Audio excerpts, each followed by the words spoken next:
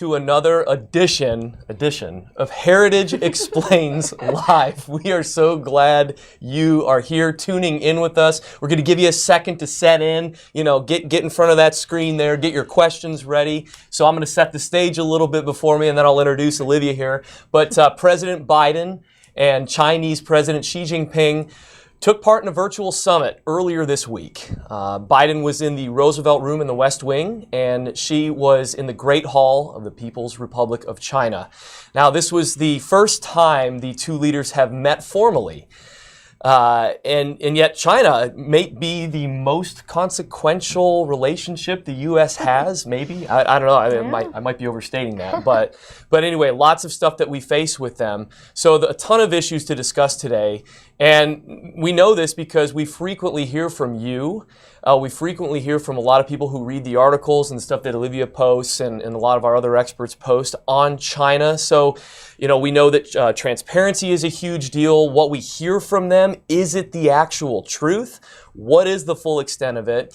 Maybe you're curious about the Olympics. We have those coming up. Maybe the NBA. We've seen the NBA, their complicated relationship with China, to say the least.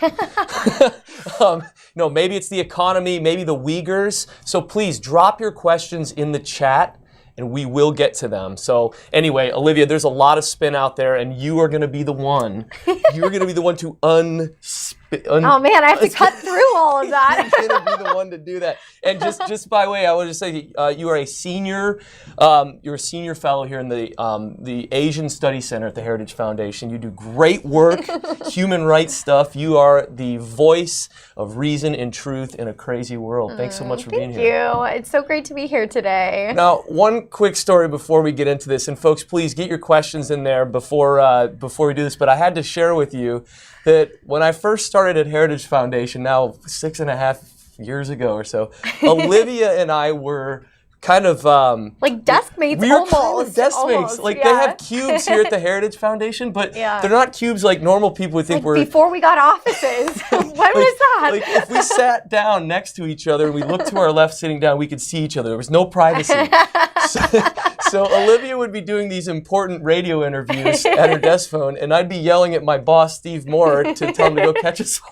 Oh my gosh. So Those are the good old days. The good old days. So you and I go way back in this thing, and you have really come into an incredible position here where you are helping lead this China Uncovered series that we're doing here at the Heritage Foundation to bring transparency to this closed culture that is trying to walk the line of being open. And they get away because of that. I tend to get away with a lot of stuff. Yeah. And so I wanted to, just from the start here, it's a two-part question. From the summit earlier this week that Biden met with Xi, what did the U.S. want to get from this? Did we get it? And what did China want to get from it? Did they get it? So this is the million-dollar question. Like, why did we actually have a virtual summit between Xi and Biden? And I think from the Biden administration's perspective, their goal was to de-escalate tensions in any way that they could. So there's been a lot of concern over Taiwan and increased military exercises that Beijing has been carrying out in Taiwanese airspace. Of course, we have an ongoing, trade disputes that is always in the background. And we have so many areas of disagreement, whether that's climate or human rights or any of these other political issues. And so I think to some extent, and as my colleague Dean Chang likes to say, this was a summit for summit's sake. They just wanted to talk. Okay. And I think if the goal was to just bring understanding and have an exchanging of views, that certainly happened. So I guess you could say that was successful.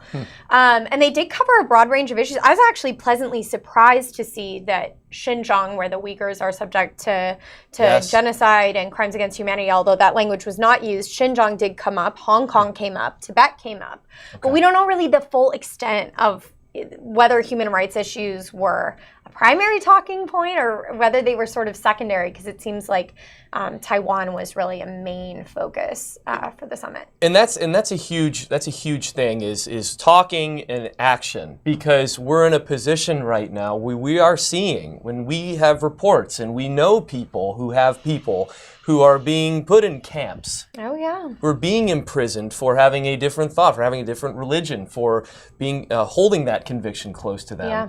And so I think a lot of the questions that I saw, at least on the right, was how come this wasn't pressed? How come this wasn't pushed? And so I guess my question was, is there a strategy behind that the Biden administration has?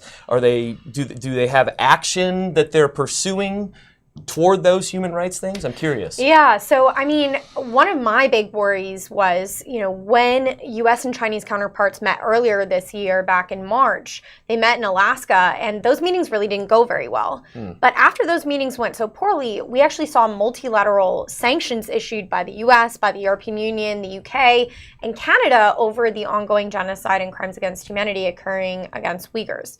Really positive policy move. Since that time, we haven't really seen very much action. Maybe a little bit, a couple of sanctions on Hong Kong, but we haven't seen a whole lot. Now there's some rumbling, however, that now that the summit is out of the way, they had their talking moments, maybe the Biden administration is considering a diplomatic boycott of the Beijing 2022 Olympics, which are slated to be held in February. Yeah, and we're going to talk about those. So yeah, go ahead. Yep, continue. I think that would be a very good move, but of course we haven't seen it. The summit was on Monday. It's now Thursday, right? Yeah. And so we're still waiting to see whether or not that action does in fact transpire. It was funny, I was reading today and I saw that the Global Times, now that's a Chinese state-controlled news outlet, they said that this meeting, quote, injected certainty, and they talked about areas of cooperation together. So it seems like China, they might be happy with this meeting. I don't know, which would make me feel like I'm not sure that I'm happy with this. They are. Yeah, maybe it's not so great if Xi Jinping is getting his way. And calling, of course, President Biden an old friend. Which right. Is, Which good look. Really offended a lot of people that they were calling them good friends. And I chuckle at this, but my boss, Walter Lohman, said, it's not really possible to be good friends with somebody if you don't speak the same language. Yeah. And so I think that's a fair point.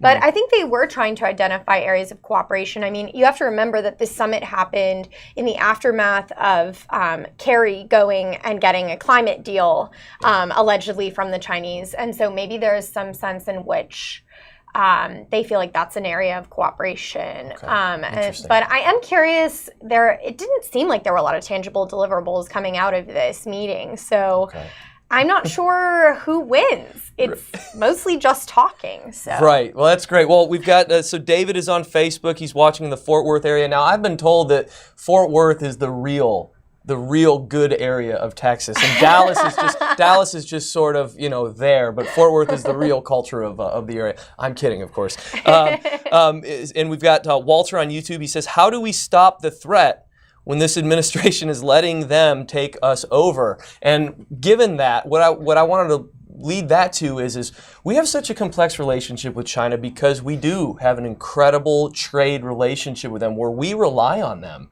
for a lot of our products that we consume on a daily basis. Walmart, they're cheaper products and things like that.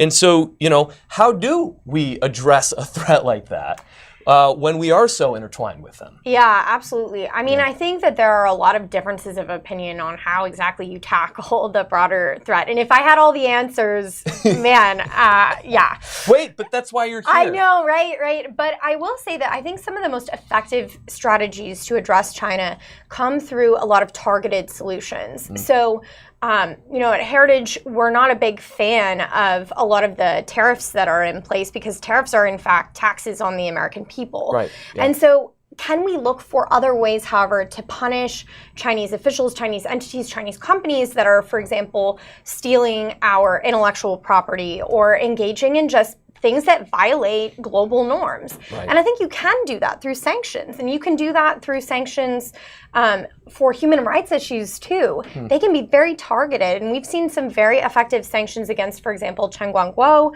who's a Chinese official who oversaw the development of the camps and the surveillance state that has enabled the 1.8 million to 3 million Uyghurs to be held in the political re-education camps today. So I think we absolutely have to use those financial tools to hit them where it hurts in their bank accounts, and to hit them reputationally so that they don't continue to engage in this bad behavior, whether that's in the trade realm, the security realm, or the human rights space. That's interesting. Yeah, I think as we kind of transition more into the human rights side of things, because really that's the real topic of concern in these times. I think it's really interesting to point out that we have the Olympics coming up, and that's going to be in Beijing. And there's a lot of talk. I think I saw something. There's over 180 human rights focus groups who are calling for a boycott. And I thought, I was like, oh, that's a good number. But then I thought, only 180? I mean, is that? I mean, it's great.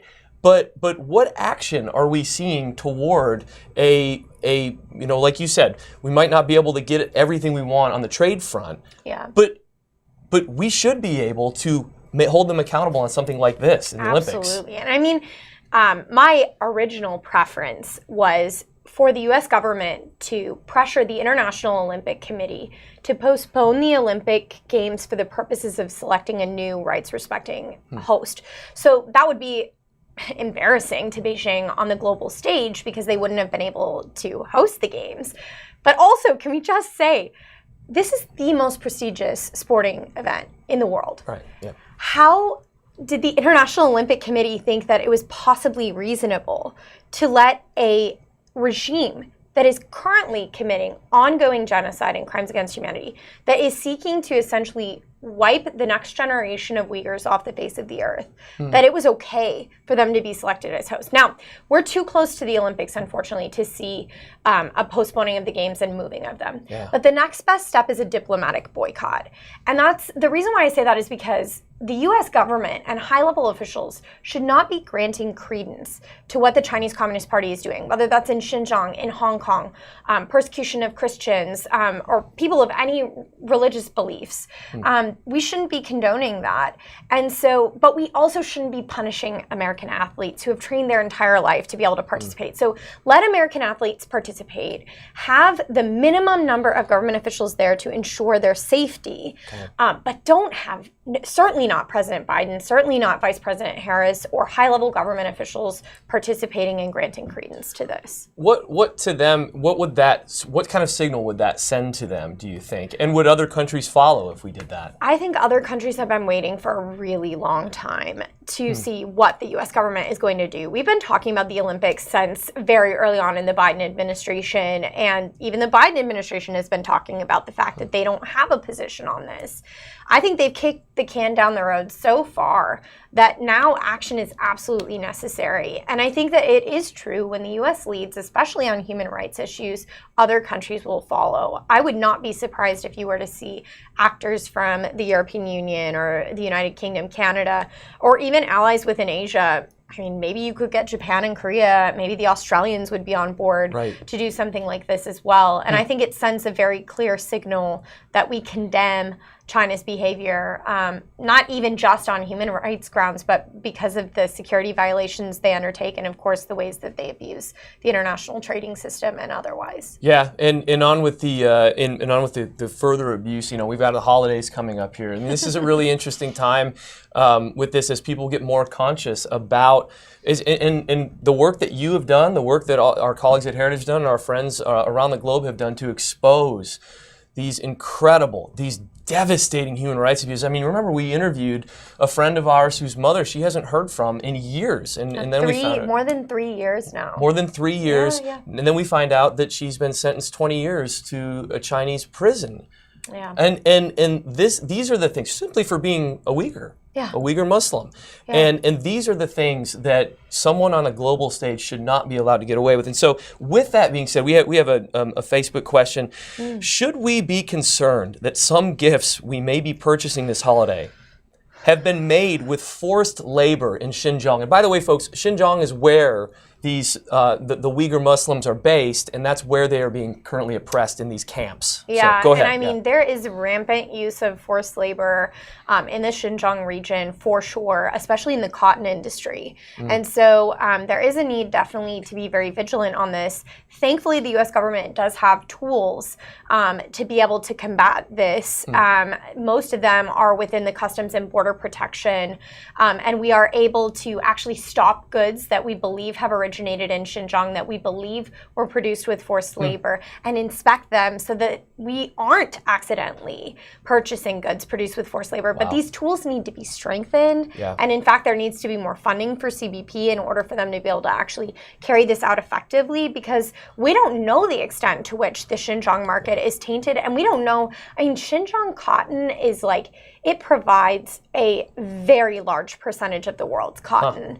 Same with tomatoes, and there are other industries that are just ripe with forced labor. And Adrian Zenz from the Victims of Communism Memorial Foundation says he believes that there are at least 1.6 million Uyghurs, whether they're inside the camps or through forced labor transfer programs, they're vulnerable to being subject to forced labor. 1.6 million. 1.6 million. It's unbelievable. Yeah. And Adrian Zenz has done great, incredible work. You're a great colleague. You're great friends with him, and you work closely with him as well. And we appreciate the work that he does as well.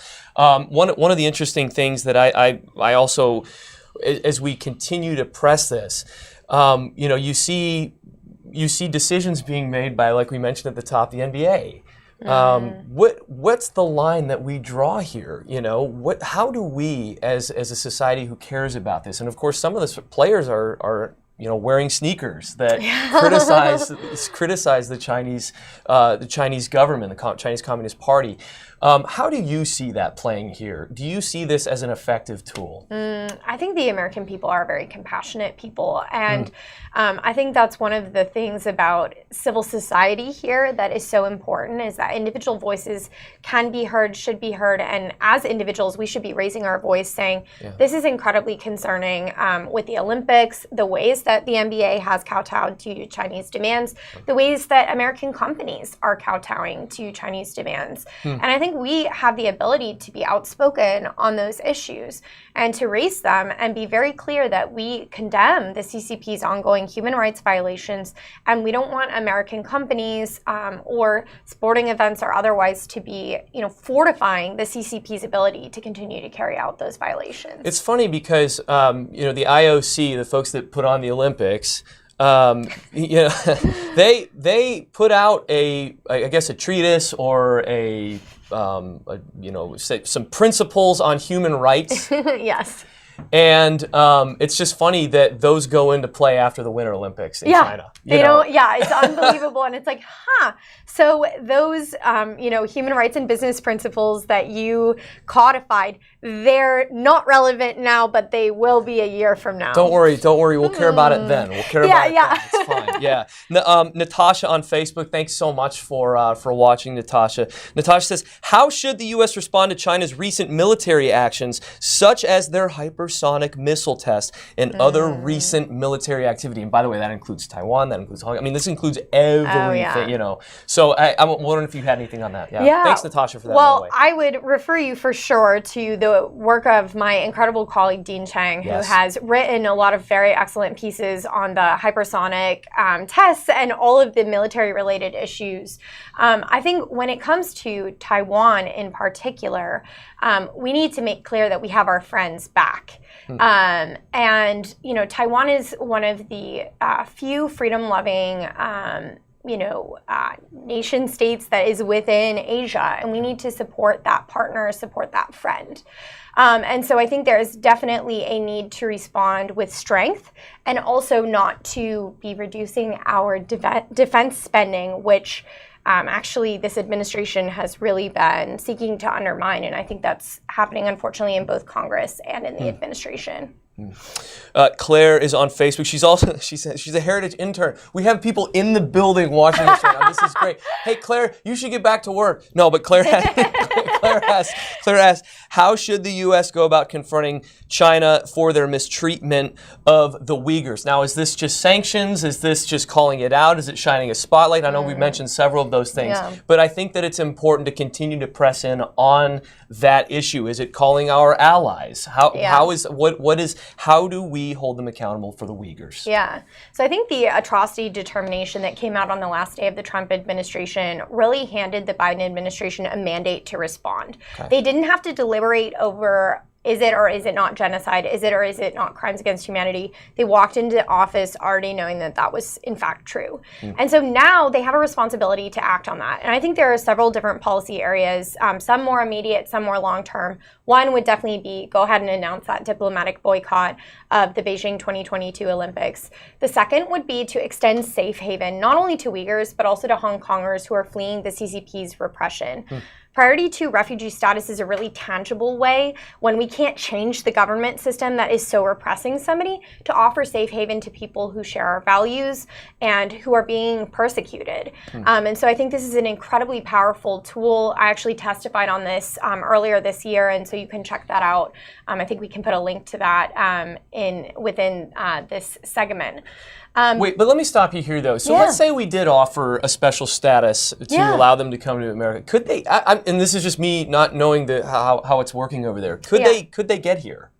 Yeah, so I mean, most of them would need to apply outside of China, and that's the benefit of the priority 2 status, is that you could make it to Kazakhstan or you could make it to some other third country and then be able to actually apply directly through our system without having UNHCR referral, without having NGO referral, without needing to go through an embassy. You can apply directly to State Department and to DHS, and you go through all the same very stringent vetting that is required for any other refugee, but it expedites the process on the front end in order to get them in line so that they can be considered for resettlement. I think that's so crucial that those options be out there, especially when China is committing arguably some of the worst human rights abuses I think that we will see in 100%. The 21st century. Well, just in general, I'm curious about this, and this is one of the questions I wrote down.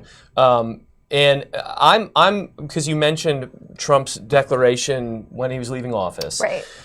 What are some of the contrasts or similarities or differences that you see between a Trump administration dealing with China, and well, of course China, you know, we saw that clip, you know, Trump and Biden? I'm curious the differences there. Yeah, so I mean, I think the Trump administration, particularly when they were leaving office, was just very tough on China. There was not really any question as to whether or not their policies would be tough on China. That was a commitment that the administration had made, and arguably, I think when the Trump administration left office, there was bipartisan consensus that China is posing a threat to U.S. interests, and therefore we need to combat them. Unfortunately, within the Biden administration, I think early on they were very strong on China, whether that was human rights or trade or other issues. But as time has gone on, the clarity on whether or not they will in fact be strong on China is starting to wane. And I think if there was a point that I would look at and say, this is when it started to pivot, it was when Kerry started to take stronger positions on climate, and we saw, of course, that climate agreement a couple of weeks ago. And that, to me, is now leaving me with questions in my mind as to whether or not the Biden administration is seeking principally to cooperate with China or to counter its malign influence and kind of the lack of transparency that we've devoted a lot of our work to. And so I think it still sort of remains to be seen.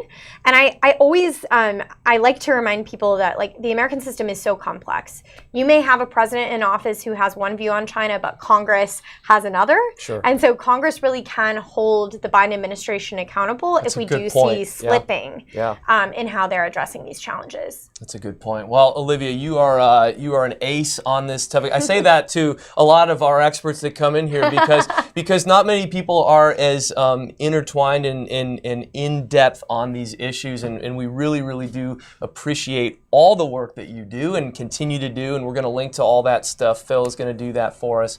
And folks, we really do appreciate you watching, tuning in, submitting your questions as always. And we will be back likely next week with another episode. But the reason we do these is because we want to be quick in response and we want to be accurate in response. And we thank you so much for tuning in this time, and we will see you next time.